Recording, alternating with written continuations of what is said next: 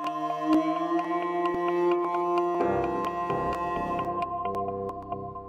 was Friday, and I was deep into the process of scouring my apartment.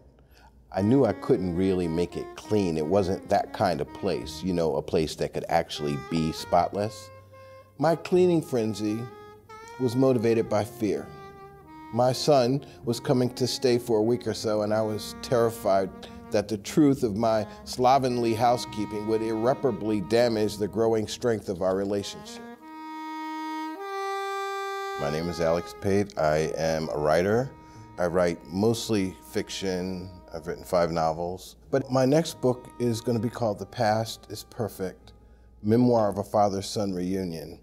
I had children in a former marriage. At the end of the marriage, I was separated from my children for about 10 years. So I wanted to talk about that absence, but I also wanted to talk about the reunification of this family.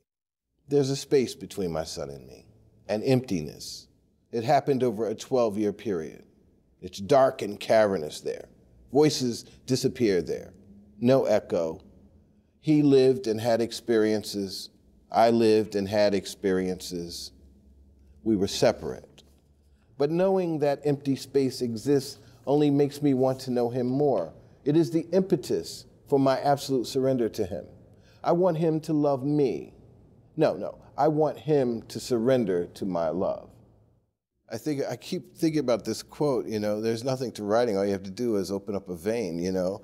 And I feel like in some ways I'm finally doing that. Like in Losing Absalom, it's a story about a family that goes through the death of the father, and I lived through that. And in Finding Makiba, it has something to do with father and daughter and family, and I lived through that. But there are a lot of men separated from their children in this culture. And a lot of those men feel like their capacity to build bridges, to find their children and to make those relationships whole again is an impossibility. I wanted to write this memoir to at least document one example of where that had actually occurred. I remember writing somewhere that no man can live with the absence of his child every day. Every day. So we move on, erase, edit. We maneuver ourselves into a place where we do not have to be reminded every day that there are people missing from our lives who should be there. And I imagine my son let me go as well, that he did what he could to render me irrelevant to his life. For if a man can't survive thinking about his missing children every day, it's too much to ask of the children, too much. As fathers, we understand this. We know they have to move on. We have, they will too. This is what we tell ourselves.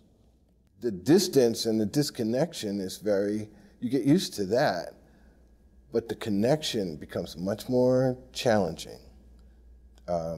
Dealing with the anger and the wounded feelings and the pain and all of that, a lot of people don't want to deal with that. And in some ways, this book is about sort of preparing a person for that. And taking them through the process of experiencing that so that they can realize, okay, so it's, you know, just take the Band-Aid off and move on. Put this family back together. I moved through the rooms of my house, cleaning in a completely random pattern. First the dining room, then the stove, then the floor in what will be his room, and so forth.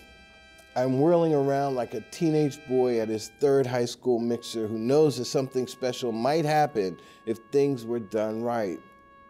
If my apartment is right, if I was right, if time had softened his resistance to my openness.